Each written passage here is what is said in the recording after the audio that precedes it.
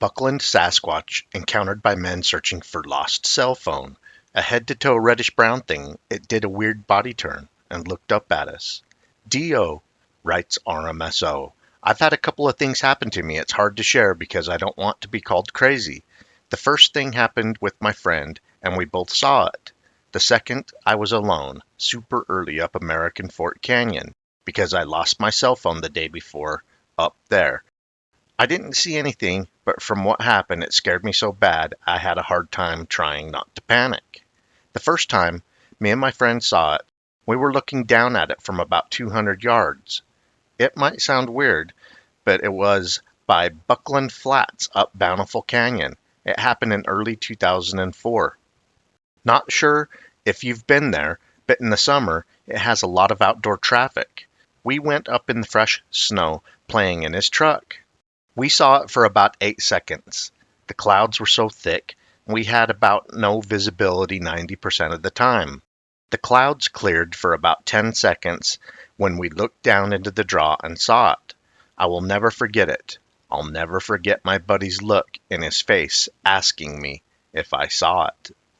It's hard to tell you exactly how it happened before, which is what freaks me out more.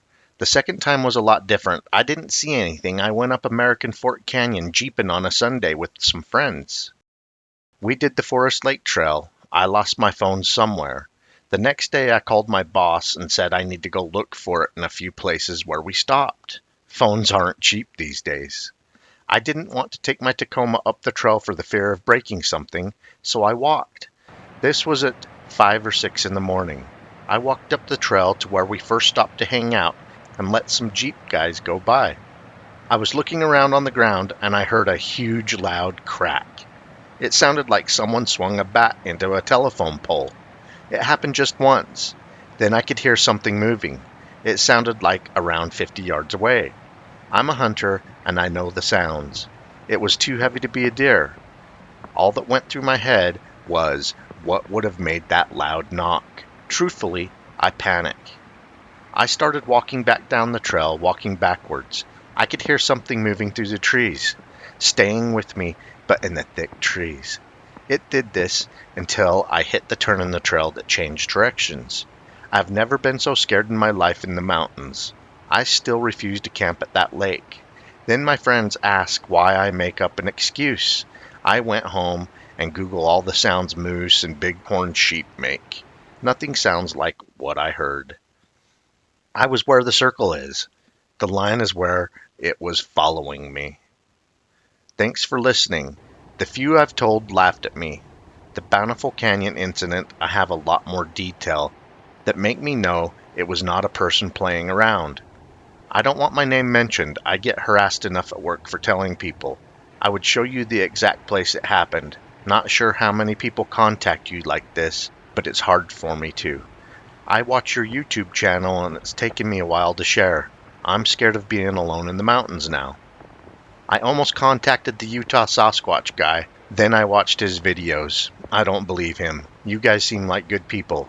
Can I ask where Sasquatch Canyon is so that I never camp there with my son not knowing? I don't want any more things like this to happen to me. RMSO responds, the loud wood crack is interesting and may be Bigfoot activity. I'm interested in your 2004 sighting, the one that you said you and your friend saw it. Can you be more detailed on that one? Color, height, did you see the face? Yes, we get sighting reports all the time, several a month.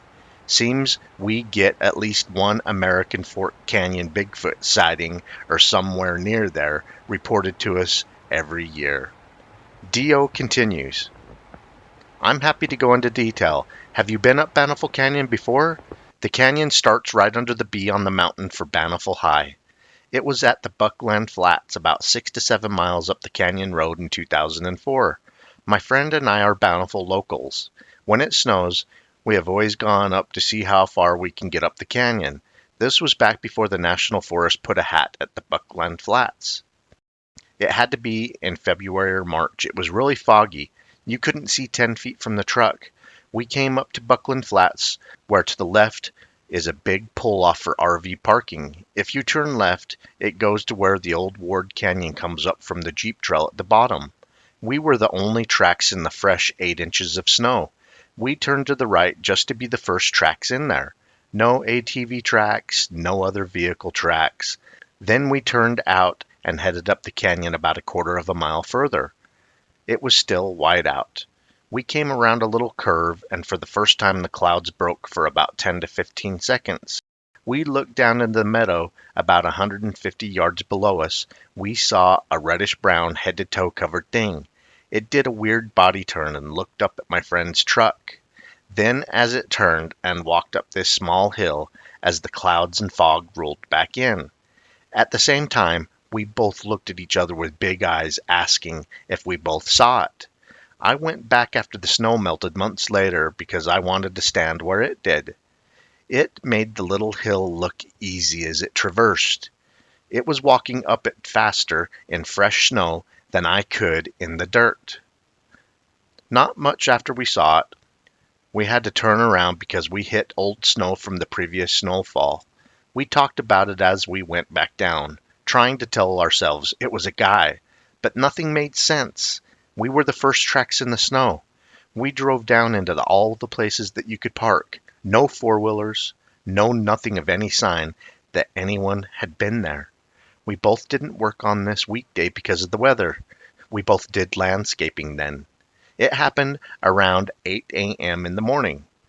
The truck was where the little dots are.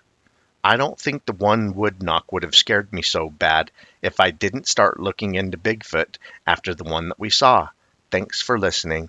It feels good to tell someone.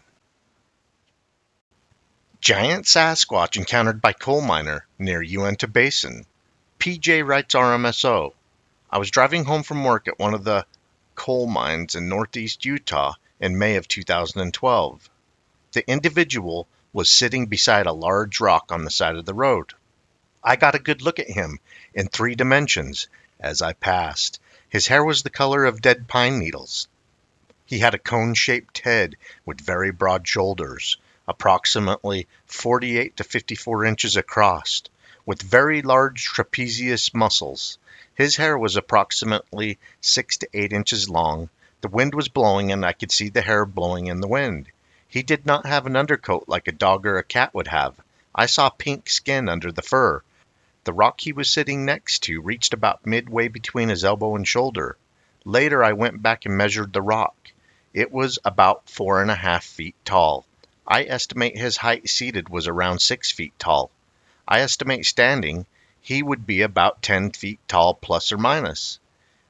His back was to me, so I didn't see his face. As I drove by, I could not see a snout like a bear would have.